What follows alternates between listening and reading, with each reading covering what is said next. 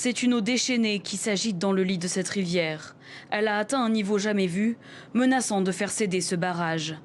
Certaines habitations sont dangereusement menacées par la montée des eaux. Des habitants ont même dû être évacués. Une situation catastrophique qui frappe le Canada depuis plusieurs jours. À Ottawa, le maire de la ville a d'ores et déjà déclaré l'état d'urgence.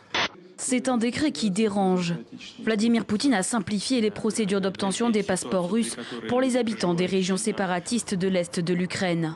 Ce décret a déclenché nombre de réactions négatives, à commencer par le président sortant ukrainien, Petro Poroshenko. C'est, selon ses mots, une violation brutale de la souveraineté ukrainienne. Les sommets internationaux sont aussi faits pour compter ses amis. Et le président Xi Jinping n'aura pas manqué de le faire à l'ouverture de sa rencontre sur les nouvelles routes de la soie, le méga projet de développement initié par la Chine.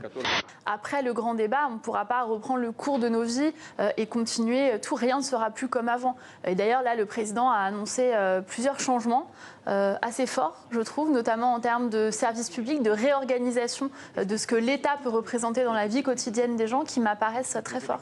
Emmanuel Macron a orchestré hier un exercice inédit depuis le début de sa présidence.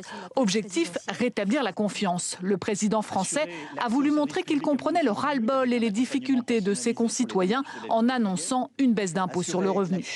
Les services offerts par le gouvernement canadien à ses citoyens sont beaucoup plus simples et simplifiés ici pour le citoyen. En fait, depuis 2005, le gouvernement du Canada a mis en place une espèce de guichet unique qui s'appelle Service Canada et qui regroupe tous les services offerts par le gouvernement canadien à ses citoyens. Au-delà des enjeux de compréhension de cet impact humain, il y a un enjeu de vivre ensemble. Alors à bord d'un voilier qui fait office un petit peu de microcosme.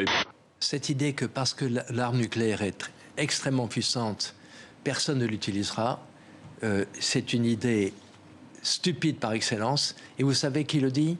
Qui l'a dit en 1990? Donald Trump. Ouais. Je commence mon livre par une citation de Donald Trump, publiée dans le magazine Playboy.